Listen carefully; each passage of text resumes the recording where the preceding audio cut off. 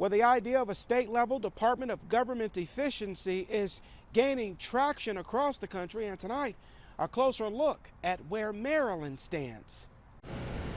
In Annapolis, talk of government efficiency.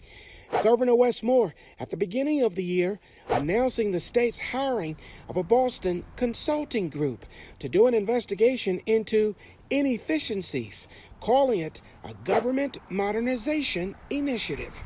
In other words, a plan to help cut costs in state spending. The governor predicting his performance office will save Marylanders $50 million.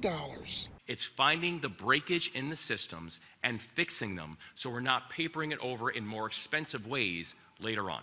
There are hundreds of state vehicles that are driven less than 1,200 miles a year. To some observers, ultimately, it would be Maryland's idea of a state-level Department of Government Efficiency, a model after the federal DOGE. But 3 months after the announcement, where in fact is Maryland on its DOGE-like plan?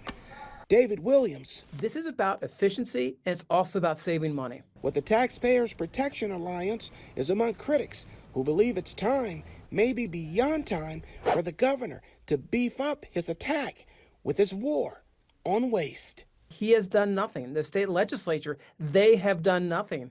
And that's the failure of all of them.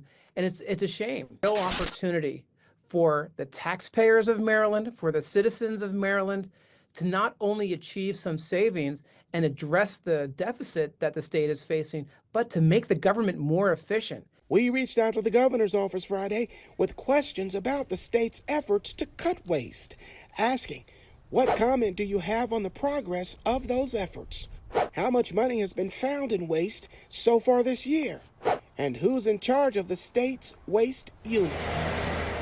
A spokesperson acknowledged receipt of our questions, but so far, no answers given. Meanwhile, the Waste Watch continues. People want a more efficient government, and this could be still accomplished if the governor really followed through on the DOGE. Well, so far, there's no indication that the governor plans on changing his strategy. We'll keep you posted. Reporting tonight, Keith Daniels, Fox 45 News. Hi, I'm Vincent Hill. Thanks so much for watching. Don't forget to like this video and subscribe to our channel. Follow Fox Baltimore on social media for more videos just like this.